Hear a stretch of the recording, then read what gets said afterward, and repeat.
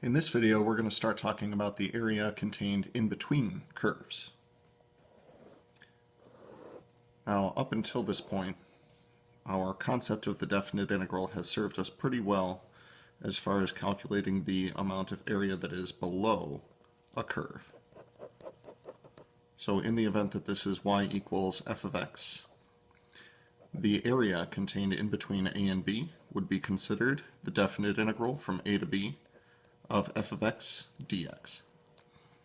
Using the fundamental theorem of calculus, part 2, we're able to evaluate this integral by finding an antiderivative, plugging in the appropriate values, and subtracting the result. As far as area between curves is concerned,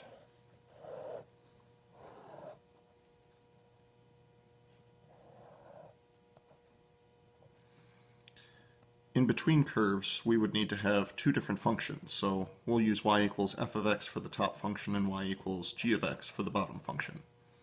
And once again, that'll be in between, say, a and b.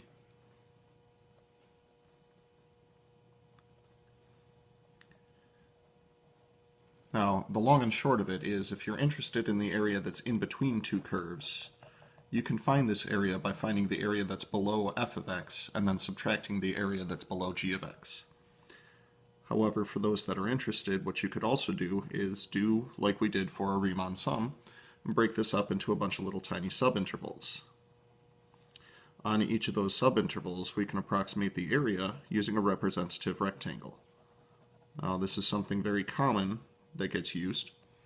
So you'll notice that the height of the rectangle appears to be a change in y. To calculate a change in y, take the top y value and subtract the lower y value. So y value associated with f minus the y value associated with g. The base would be equal to delta x, which we'll simply refer to as delta x. So in this regard, the total amount of area, if set up as a Riemann sum, would be the limit as n goes to infinity of the sum from I equals 1 to n of this height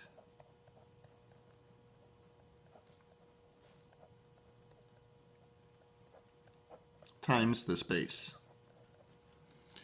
Set up as a Riemann sum in this fashion means that we can change it into a definite integral going from a to b of f of x minus g of x